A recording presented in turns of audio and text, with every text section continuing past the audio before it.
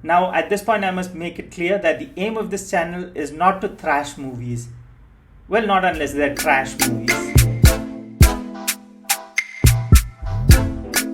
Hello and welcome to Nollywood Fellow, a channel where I take you through Nollywood films. And in the last video, I spoke about this year's Valentine's Day release, which is called A Sunday Affair. And in today's video, I'll be talking about a Valentine's Day release from the year 2021 on Netflix. This one is called Namaste Wahala. And as an Indian talking about Nigerian films, this is a film I just can't not talk about. Now, for those of you who don't know, Wahala means problem, and the reason this film is called Namaste Wahala is because the makers of the movie saw a lot of trouble, chaos, and humor coming out of this cross-cultural romance. Now, the makers of the movie saw all of this, but the viewers don't get to see any of it. And I remember when the trailer of this movie came out, I was really excited. I mean, who doesn't like interracial romance? Who doesn't like interracial romance, right?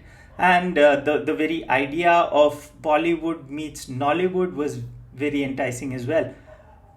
The story is of an Indian Raj who meets a Nigerian Didi. Now, I've seen a hell lot of Nollywood films, and this is the only one where I've come across the name Didi. And it's written by an Indian as the love interest of an Indian. Kind of weird. Anyway, yeah, so Indian Raj meets Nigerian Didi and decides to marry her. Just like that. And then problems arise, of course. Both the parents aren't accepting of this relationship. The Nigerian dad has someone else he wants his daughter to marry.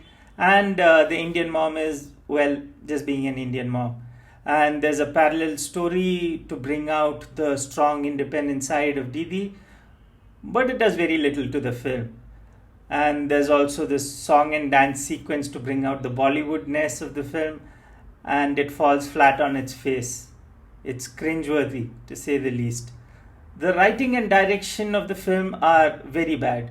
Namaste Wahala, with its Bollywood meets Nollywood thing, brings out the worst of both the industries. And I'm talking about two industries which have no bar when it comes to mediocrity. And when I'm saying the movie is bad, it's despite cutting its slack for being a rom-com and a Nollywood one at that. Now, at this point, I must make it clear that the aim of this channel is not to thrash movies. Well, not unless they're trash movies. Now, it's evident that I'm pissed off at this movie. The biggest reason that I am pissed off is that it did get a lot of eyeballs. I mean, the whole Bollywood thing did work in its favor. It profited from this large fan base of Bollywood in India and abroad as well. And a lot of people did end up watching it. And in turn, it did great disservice to Nollywood because Nollywood has a lot more to offer.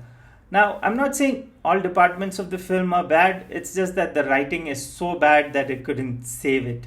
The performances are decent. There is Ruslan Mumtaz, the chocolate boy from MP3. He's done a decent job here. Inidima Okoji as Didi has done a good job and she looks beautiful in a sari. The movie's also got my favorite Nollywood actor, Richard Mofe Damijo. And Richard never disappoints, unlike this movie, which has disappointed in every way possible.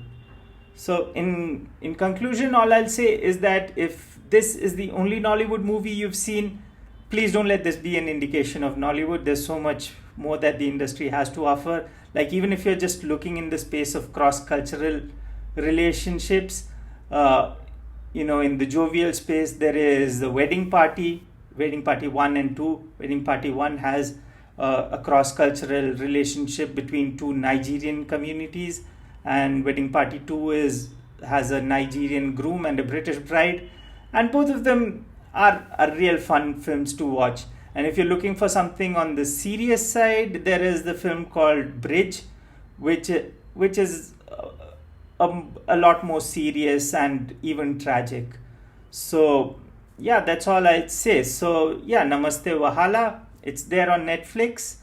You can watch it for free, but then you can also eat sand for free, and I don't think that's a compelling reason. Bye.